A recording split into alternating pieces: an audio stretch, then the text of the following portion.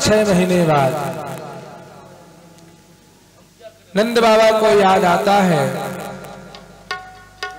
कि कंस के यहाँ कर देने की जो तिथि है, दिनांक है, वो निकल चुकी है।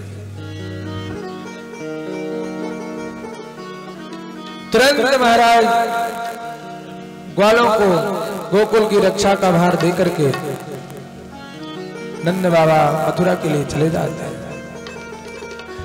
गोपान गोकुल रक्षायां निरोप्य मथुरांगतः नंदः कंसस्य वार्षिक्यं करं दातुं कुरुद्वः। नंद बाबा ने मथुरा में पहुंच करके कंस को कर देते हैं महाराज।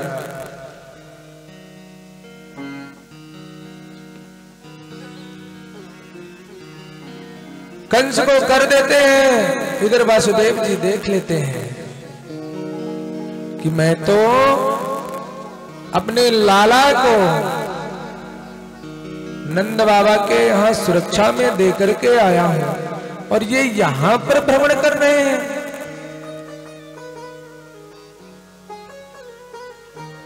वसुदेव जी चिंतित हो रहे थे और कंस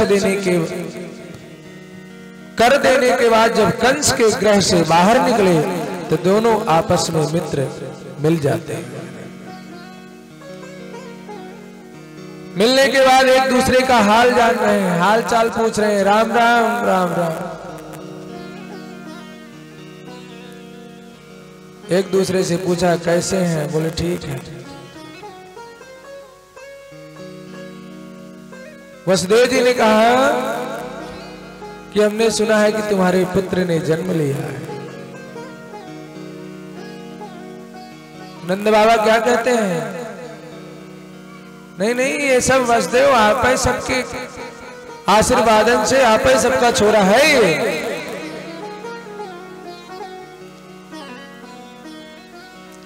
अब देखिए तुरंत वसुदेव जी ने कहा नंद बाबा यहां भ्रमण मत करो, मुझे तुम्हारे भाग्य की रेखा देख करके ऐसा लग रहा है कि जैसे तुम्हारे गोकुल में बहुत बड़ा संकट आने वाला है। वसुदेव जी ने कि इस वाणी को सुन करके नंद बाबा जी हैरान हुए और तुरंत मथुरा से गोकुल के लिए पुनः वापस आते हैं और रास्ते में विचार करते हैं, हे भगवान मेरे छोरों की रक्षा करना, हे नारायण मेरे छोरों की रक्षा करना। माला सटकाए जा रहे हैं।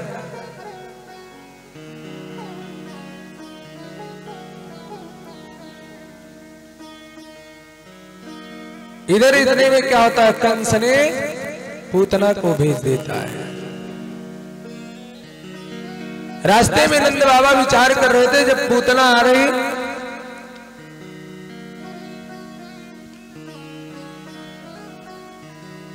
पूतना इधर नंद उत्सव चल रहा था, बड़ा दिव्य स्वरूप बनाई सभी देख रहे थे और वह स्वरूप बना करके पूरे नगर को, पूरे ग्रामों को भ्रमण करती हुई अनेकों प्रकार के बच्चों की हत्या करती हुई, और जब वह गोकुल धाम पहुंचती है तो बड़ा दिव्य स्वरूप बना लेती है। सुखदेव बाबा कहते हैं, परीक्षित ऐसे लग रही थी जैसे वैकुंठ से साक्षात लक्ष्मी भूधरा पर, धरती पर उतर करके नारायण के स्वागत के लिए आई। ऐसे सज करके पूतना पहुंची।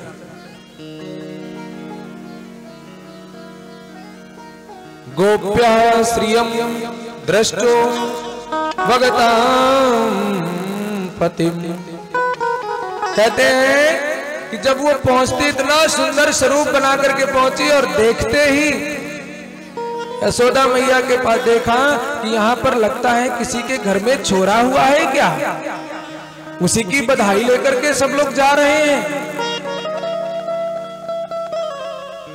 क्योंकि गोपी ग्वाल बाल सभी लेकर के दौड़ दौड़ के बधाई लेके जा रहे थे। उसने तुरंत वहां पहुंचती है।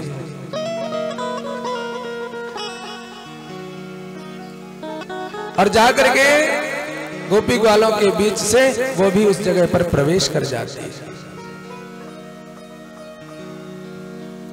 यशोदा जी से जाकर के कहती है, अरे बहन बधाई हो, तेरे इतने बुढ़ापे पर छोरा भयो है।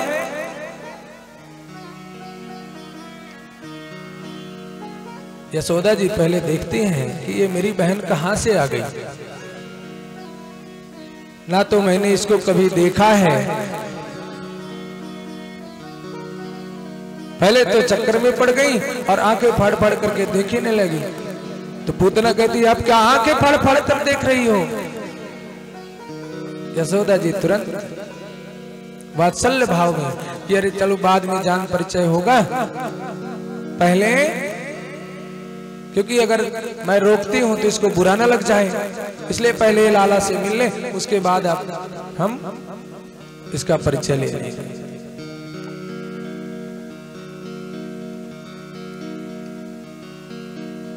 अब पूतना सभी लोग उत्सव मना करके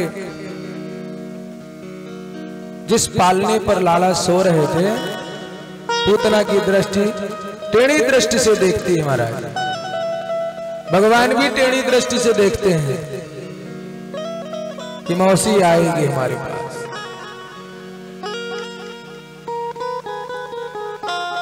पूतना ने क्या किया, जब पूतना प्रभु के पास जाने लगी तो भगवान ने क्या किया, विचार किया कि ये हमारे पास आ रही है, हम तो ब्रिज में आए हुए हैं। तुरंत आंखें बंद कर ली। कई संतों ने उस पर विचार विमर्श निकाला कि भगवान ने आंख क्यों बंद किया। तो संतों ने कहा कि भगवान ने आंखें इसलिए बंद कर लिया कि हम आए तो थे ब्रज में माखन मिश्री खाने के लिए, और ये मौसी बन करके आ रही, पहले ही हमें विषपान करा देगी। हम आए थे दुष्टों का संहरण करने के लिए, लेकिन लगता है कि श्री गणेश हमको मौसी से ही करना पड़ेगा। तो इसलिए आंखें इसलिए बंद कर लिया कि मंगलाचरण पढ़ने के लिए, कि पहले मंगलाचरण तो कर लें, भगवान का ध्यान कर लें। कई संतों ने अपने अपनी तरफ से तर्क दिया। कुछ लोगों ने तर्क दिया कि आंखें इसलिए बंद कर लिया कि विषपान कराने आ रही है, तो विष तो हमारा है नहीं, भोलेनाथ जी का है। तो इसलिए उन्होंने आंख बंद करके ध्यान किया कि भोलेनाथ आप ही आकर के इसको ग्रहण करो। अनेक प्रकार से विचार विमर्श करते करते पूतना जब पहुंचती है और भगवान को उठा करके जैसे अपने छाती से लगा लेती है,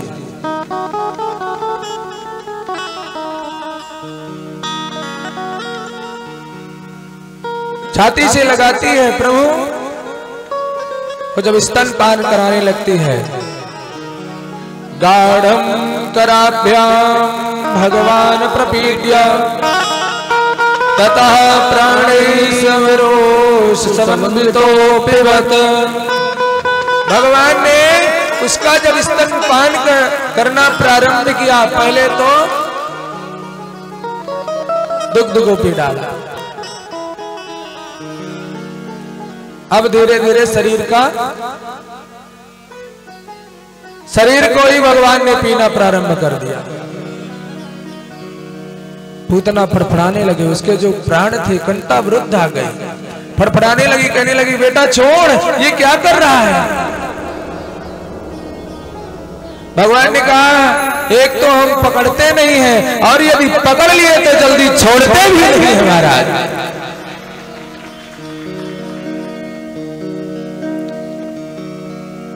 पूतना का सारा प्राण प्रभु ने खींच लिया। पूतना धड़ाम से गिरी, जैसे पूतना गिरती है तो 6 कोस तक के पेड़ पौधे एकदम टूट करके सारे रास्ते में आ जाते हैं। इतनी हष्ट पुष्ट थी। 6 कोस।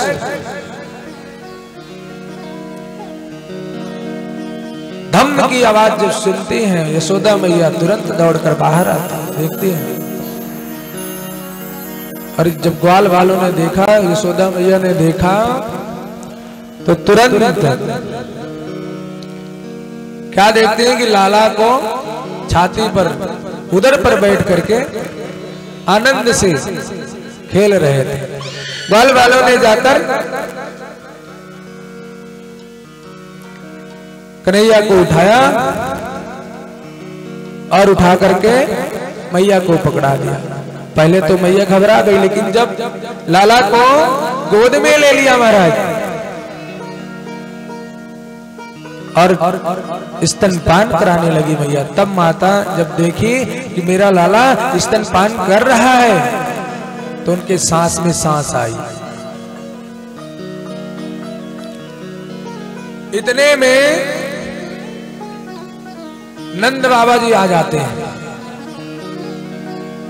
अब बातें हो रही हैं, पूछे कि कैसे गिरी? बोले लाला को लेके भाग रही थी, इसलिए पैर में ठोकर लग गई, दम में से गिर गई। तो एक ने कहा, ग्वाले ने कहा, हट डारी, अगर ठोकर लग के गिरती तो मुंह के बल न गिरती, ये तो सीधे लेटी हुई है।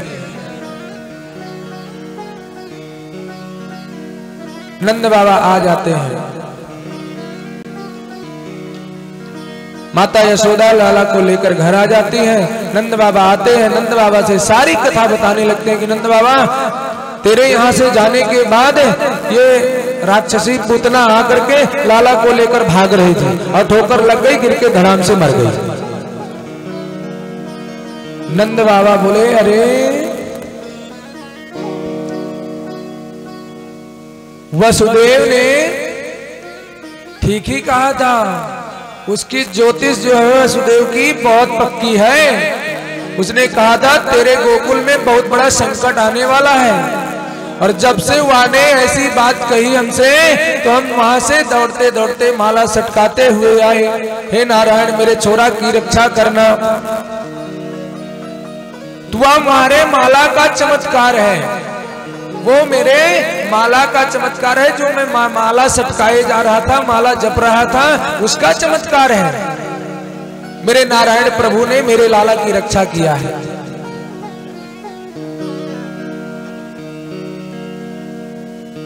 इसके बाद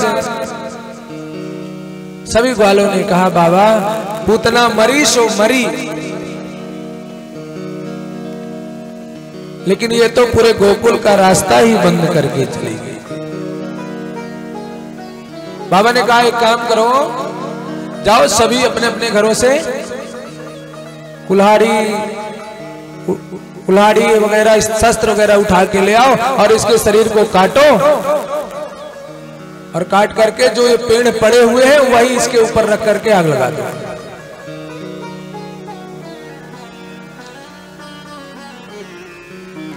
सभी ने घर में जाकर के कुल्हाड़ी लाते हैं और ला करके उसके सभी अंगों को काट काट करके, और टूटे हुए जो पेड़ थे उनको काट काट करके उसी के शरीर पर रखा।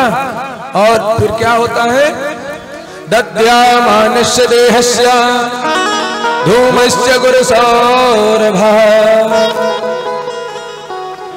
क्या होता है, जैसे शरीर को जलाते हैं महाराज तो इतना दिव्य सुगंध निकलता है, सुगंधित निकलती है कि पूरे ब्रज में छा जाती है। परीक्षित जी चौंक जाते हैं। परीक्षित जी चौंक गए कि और पूछने लगे, सुखदेव जी से पूछे कि महाराज क्या कारण था कि ये ऐसी पापनी जो थी पूतना, और इसके शरीर से इतना सुगंध निकला कि सारा ब्रज सुगंधित हो गया।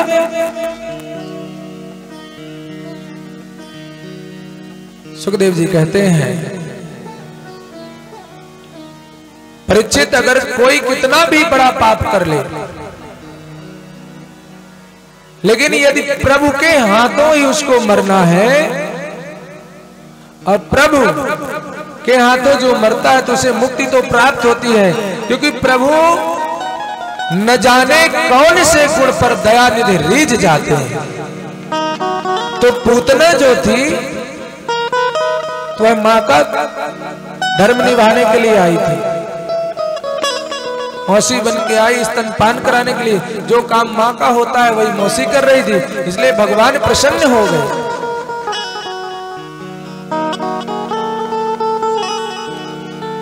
भगवान की कृपा में स्वभाव के कारण जीव का कल्याण हो जाता है। मान लीजिए अगर प्रभु प्रसन्न हो गए तो कोई गुण अवगुण नहीं देखते हैं। वो जब पूतना जैसे पापनी का भगवान उद्धार कर देते हैं तो अपने भक्तों पर क्यों नहीं दया कृपा करेंगे।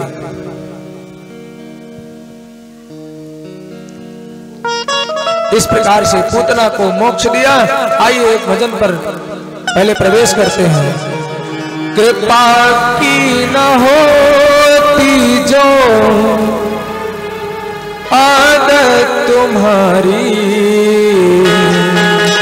कृपा की न होती जो आदत तुम्हारी, कृपा की न होती जो आदत तुम्हारी, कृपा की न होती जो आदत तुम्हारी, कृपा की न होती जो आदत तुम्हारी, तो सोनी ही रहती अदालत तुम्हारी, तो सोनी ही रहती अदालत तुम्हारी, कृपा की न होती जो आदत तुम्हारी, कृपा की न होती जो आदत तुम्हारी।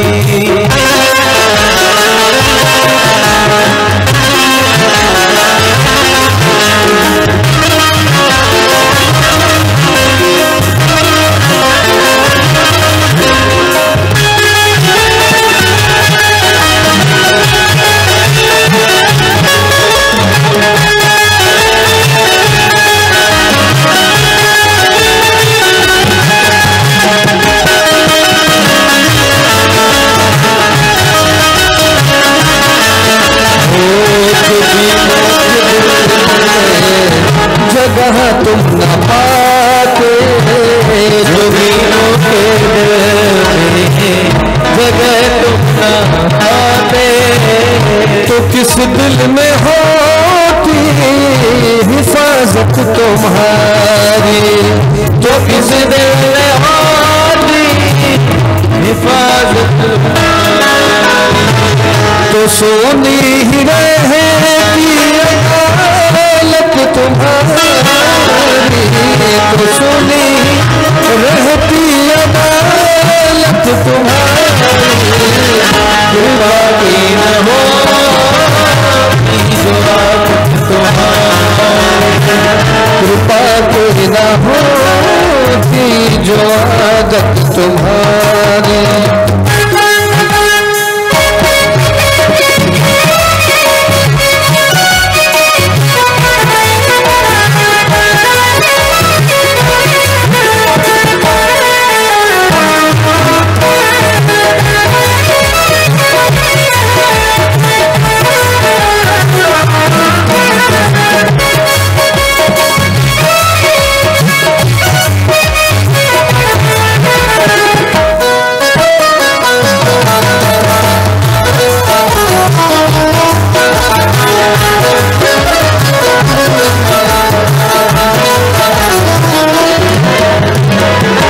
गरीबों की दुनिया है आवाज तुमसे, गरीबों की दुनिया है आवाज तुमसे, गरीबों से है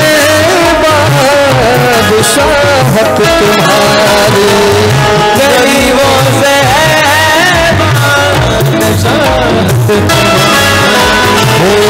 गरीबों की दुनिया है आबाद तुमसे, गरीबों की दुनिया है गरीबों से है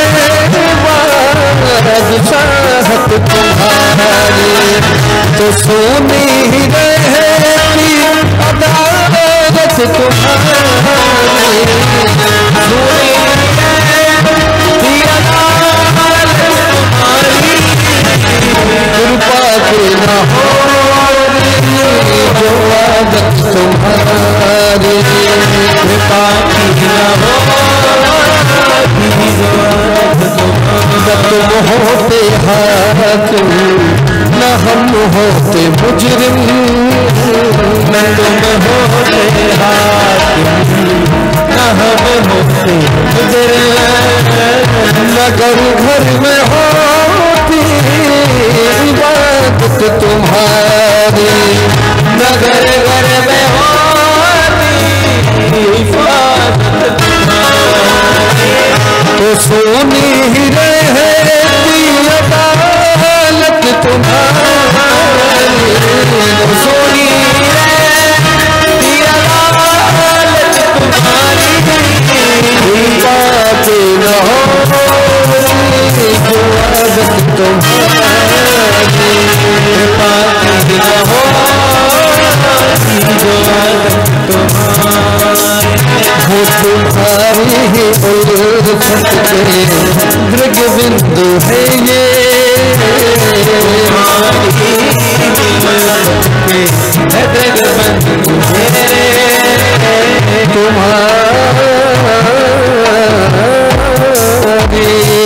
तुम्हारी ही उल्फत के दृग बिंदु है ये, तुम्हारी ही उल्फत के दृग बिंदु है, तुम्हें सौंपते हैं अमानत तुम्हारी, तुम्हें सौंपते